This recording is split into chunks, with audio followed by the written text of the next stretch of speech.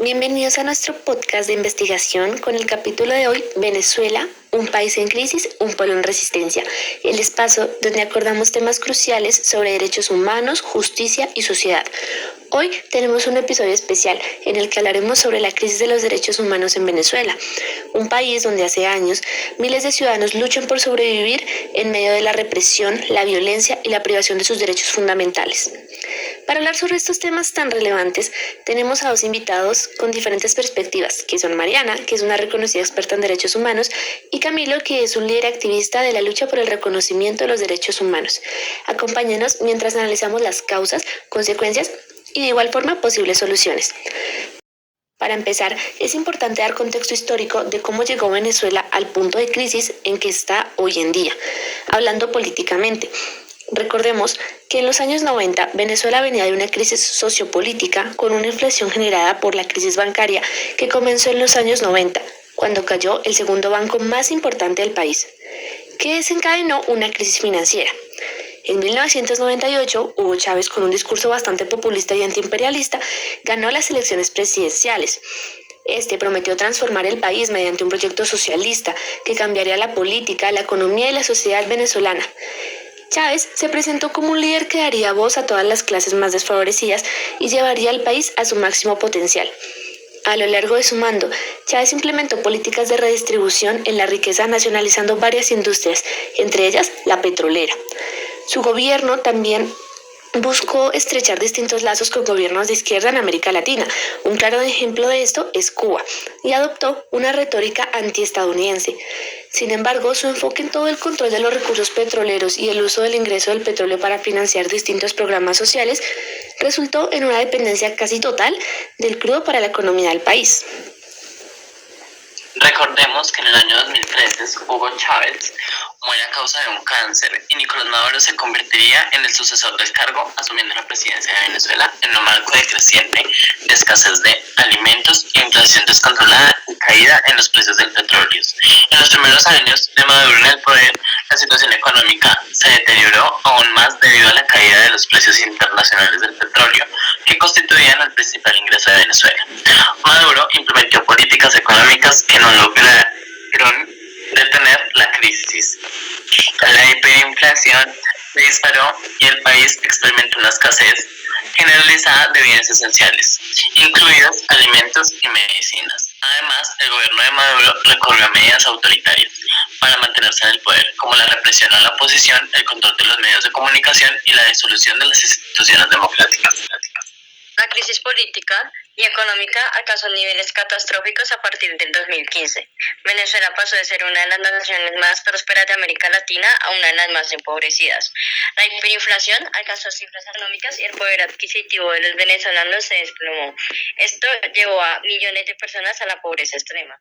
La escasez de alimentos, de medicinas y de productos básicos se hizo crónica. Las protestas y manifestaciones contra el gobierno de Maduro se intensificaron, pero el gobierno contraatacó con estrategias de sometimiento y dominación en contra de todo aquel que intentaba oponerse o hacer pública la situación al interior del país. A medida que la situación empeoraba, millones de venezolanos comenzaron a huir del país, en lo que se ha considerado una de las migraciones más grandes de la historia de América Latina. Para el año 2023, más de 7 millones de venezolanos habían dejado el país, buscando asilo principalmente en países como Colombia, Perú, Chile y otras naciones vecinas.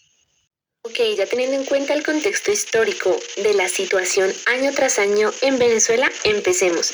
Primero me gustaría que Mariana, quien sabe todo el tema de los derechos humanos y la violación de estos, nos cuente un poco cómo se ha evidenciado todo el tema de las violaciones y las represiones de los derechos humanos en el marco de esta crisis política que deja a Venezuela tan desangrada en estos últimos años. Bueno, para abarcar este tema es importante mencionar que las violaciones a los derechos humanos y las censuras por parte del gobierno de Venezuela, especialmente bajo el mandato de Nicolás Maduro, han sido documentadas por diversas organizaciones internacionales como lo son Human Rights Watch, Amnistía Internacional, la ONU y la Corte Penal Internacional. Además, estas violaciones han afectado gravemente a la población venezolana, particularmente a los opositores políticos, a los defensores de los derechos humanos, a los periodistas y a los civiles que han manifestado en contra del gobierno. Es aterrador escuchar que estos abusos han sido tan frecuentes y que a pesar de Todo el pasar del tiempo y de los años no parece haber un fin tan pronto para una crisis que afecta principalmente a la población de Venezuela. Como periodistas, nosotros tenemos que enfrentarnos a constantes intentos de censura y amenazas por parte de las autoridades. Y lo más grave de todo es que si no hacemos caso nos pueden torturar y hasta llegar a matar, todo con el fin de que no salga nada a la luz pública sobre lo que en verdad pasa al interior del país. Los efectos de esta crisis no solo se sienten en los informes y en las noticias, sino que también afectan profundamente la vida diaria de los venezolanos. Camilo, cuéntanos cómo se refleja esta crisis en la vida cotidiana de las personas, especialmente en aquellas que se oponen al régimen o luchan por los derechos humanos. Bueno, la crisis en Venezuela impacta profundamente la vida cotidiana, especialmente para aquellos que se oponen al régimen o luchan por los derechos humanos.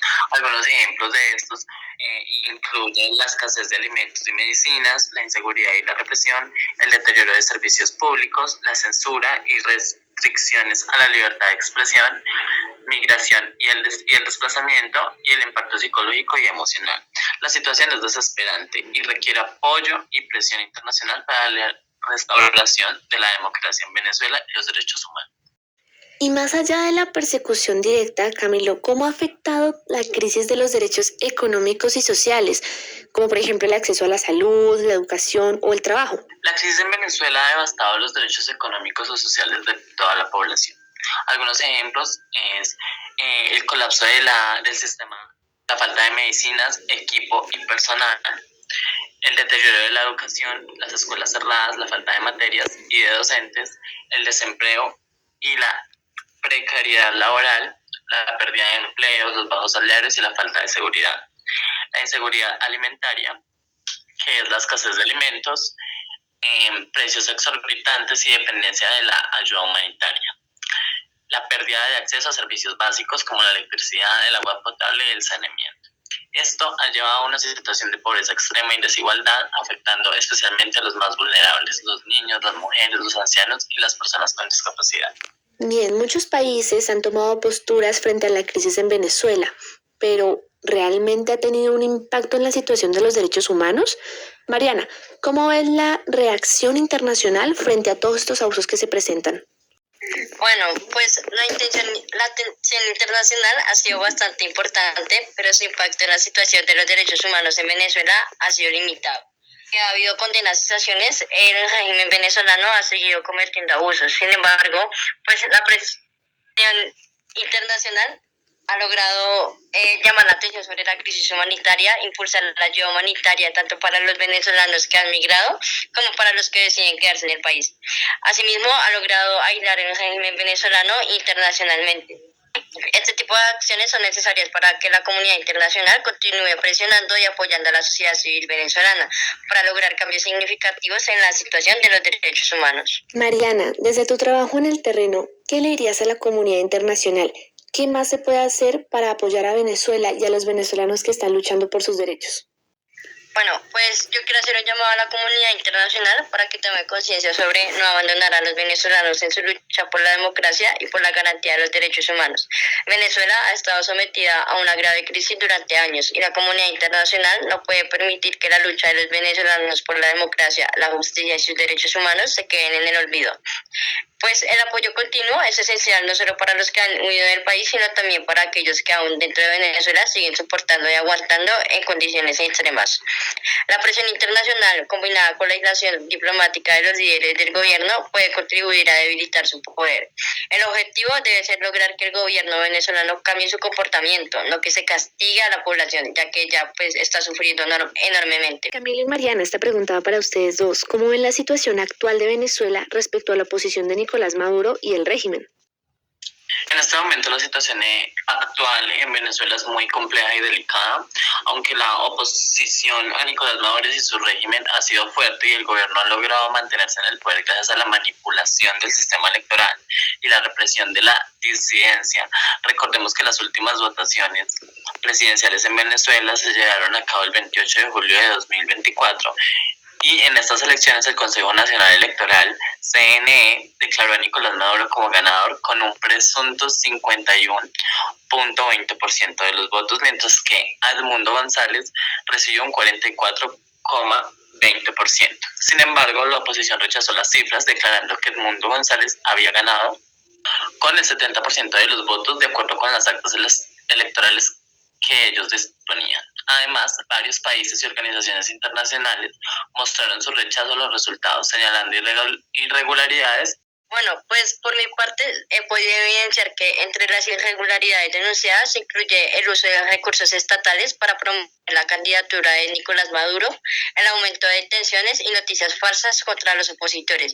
Además de esto, la suspensión de auditorías postelectorales críticas. Las elecciones presidenciales de 2024 en Venezuela estuvieron marcadas por las polémicas y por las denuncias de irregularidades, lo que ha generado un clima de incertidumbre y tensión en el país desde entonces. Muy bien, para concluir, hemos visto que la crisis de los derechos humanos en Venezuela es un problema complejo y a la vez multifacético, que sigue afectando la vida de millones de personas. A pesar de los esfuerzos y las denuncias, la situación sigue pareciendo grave y el camino hacia una solución parece bastante incierto. Sin embargo, el trabajo inalcanzable de los defensores de los derechos humanos, de los periodistas y activistas sigue siendo fundamental para poder visibilizar la crisis y generar conciencia en nuestra sociedad. Es nuestra responsabilidad como comunidad internacional no dejar de apoyar a aquellos que luchan por un futuro mejor para Venezuela. Muchas gracias a nuestros invitados por compartir sus perspectivas y a ustedes, nuestros oyentes. Les invitamos a seguir informándose sobre este tema y a contribuir en la lucha por una justicia en Venezuela. Nos vemos en el próximo episodio de Venezuela, un país en crisis, un pueblo en resistencia.